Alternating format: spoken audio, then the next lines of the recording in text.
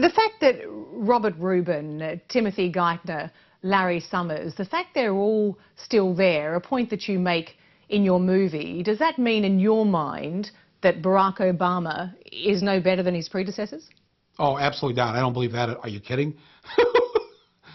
The predecessor, as you refer to him, Mr. Bush, he will go down in history as the worst president in the history of this country. And if we don't pull ourselves out of the mess that we're all globally in right now, he will be seen as the Nero who burned Rome.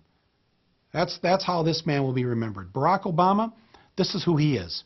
He's a guy that's inherited a huge mess, not just one mess. We're in 2 wars. We've got an economy that's collapsed. We've got 50 million people with no health care. I can go on and on and on. And now he's supposed to fix this. You know, it's like, let's send the black guy in now to clean up the mess. I love that's when he said that the other week about, don't criticize me for how I'm holding the mop. You made the mess. I was willing to come in here and pick up the mop. So I'm trying to mop up your mess now. So shut the fuck up. But I guess if you believe he's going to be successful in mopping up the mess, why the need for the people to rise up, as you put it? Well, because of what you said. He's got Summers and Geithner and Rubin there. In other words, he may have hired the wrong people. That's my take on it. I don't think it's because he's up to anything bad or evil. I just think, you know, Democrats hadn't been in power for so long, he just went to the, you know, the last guys that were around. Well, those guys actually helped to create the mess we're in. So maybe his master plan is, you know what, they made the mess, I'm going to bring them in here to help me mop it up. He's thrown each of them a mop and told them, okay, we've got to figure out now how to fix this thing that you guys helped to break.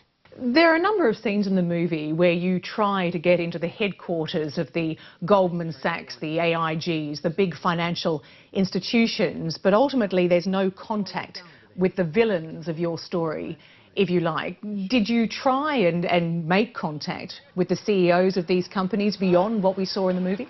Oh, yeah. Oh, no, we put in requests for months to talk to them. And we're turned down consistently over and over and over again. I don't believe in going to their homes. I don't think that's right. They have families there. The families are not the ones involved in this, and so generally that's not my way of doing things. So I went to where they work in the hopes that I could talk to them. And my feeling has been, because I've been doing this now for so many years, one of these days, you know, one of these corporate chairmen are going to call my bluff and invite me upstairs. And I was hoping during this film one of these guys would do that, you know, who would be bold enough to, like Charlton Heston was in Bowling for Columbine, to say, yeah, come on in, I'll take you on. But, you know, they weren't as brave as Moses was.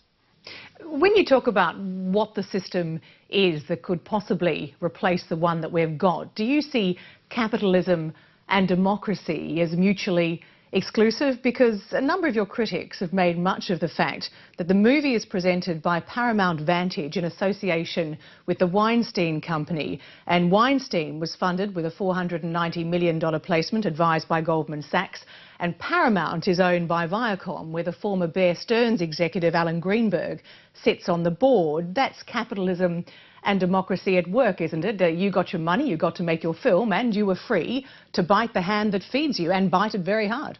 I have gone to them to take their money from them so I could make my movie in the hopes that the American people and the people in Australia and other countries around the world will create a system where these large media companies don't own and control as much as they own and control. Now, the irony there is, why would they give me the money to do that?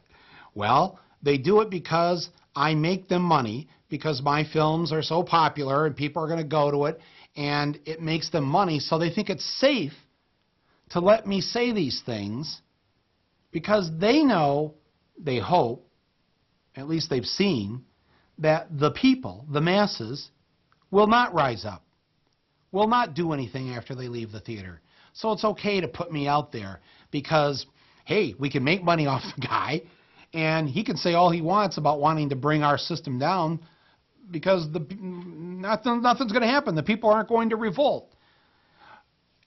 My hope is that when people see this, they will get involved in their democracy. They will say, that's enough, I've had it.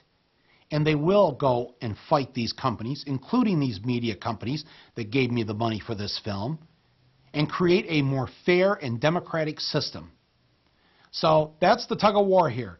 But isn't that democracy and capitalism nicely at work? No, this is capitalism hoping that democracy doesn't work.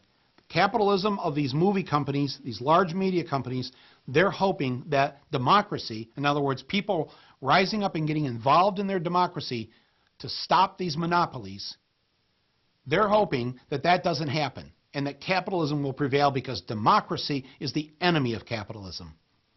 Michael Moore, many thanks for talking to Lateline Business. Hey, thanks so much for having me on. I really appreciate it.